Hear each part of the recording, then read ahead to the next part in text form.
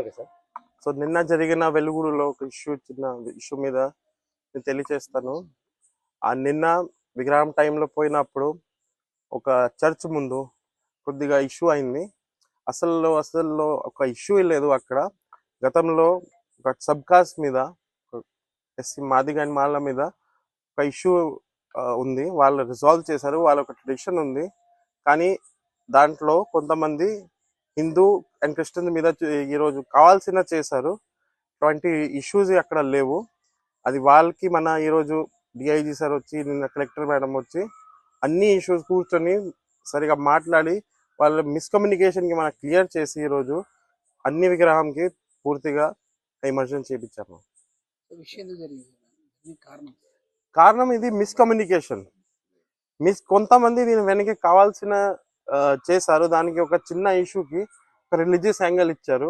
కానీ ఎటువంటి ఇష్యూస్ లేదు. ఈరోజు వాళ్ళ పెద్దలు వచ్చారు, లోకల్ లీడర్స్ వచ్చారు, వాళ్ళతో మాట్లాడి అన్ని సాల్వ్ చేసాము పీస్ఫుల్గా. ఇప్పుడు నిమజ్జనం కూడా అయిపోయింది. మన మామూలుగా ఎన్ని గణేష్ నిమజ్జన్స్ ఎనీ రిలీజియస్ ఈవెంట్ ముందు ఒక పీస్ కమిటీ ఫామ్ చేస్తాము. వెలుగూడలో కూడా ఒక పీస్ఫుల్ మండల్లో 4-5 పీస్ కమిటీస్ ఫామ్ అయిన తర్వాత ఈ ఇష్యూ కూడా బయట రావడం లేదు. ఇటువంటి ఇష్యూ లేవు ఈ ఇష్యూ మీద.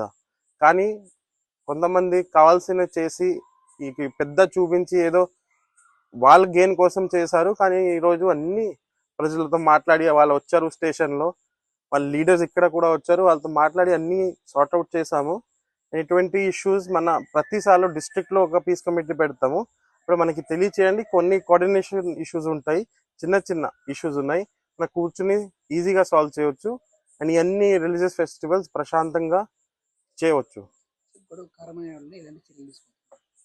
ఇప్పుడు వాళ్ళ మీద కూడా ఎంక్వైరీ చేస్తాము. ఎవరు వీళ్ళు వెనకే ఉన్నారు, వెనక నుంచి ప్రొపగేట్ చేశారు, ఒక చిన్న ఇష్యూకి ఒక రిలీజియస్ కలర్ ఇచ్చారు, వాళ్ళ మీద ఖచ్చితంగా చట్టం ప్రకారం యాక్షన్ ఉంటాయి. మన ఎంక్వైరీ కూడా మొదలు పెట్టాము.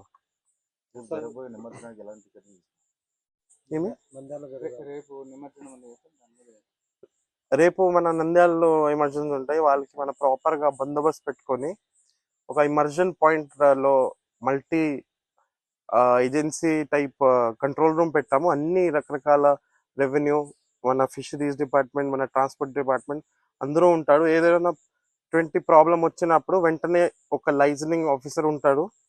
అండ్ ప్రొసెషన్ టైంలో మన బందోబస్తు ఉంటారు. అండ్ ముందు మన రిలీజియస్ పీస్ కమిటీస్ పెట్టాము.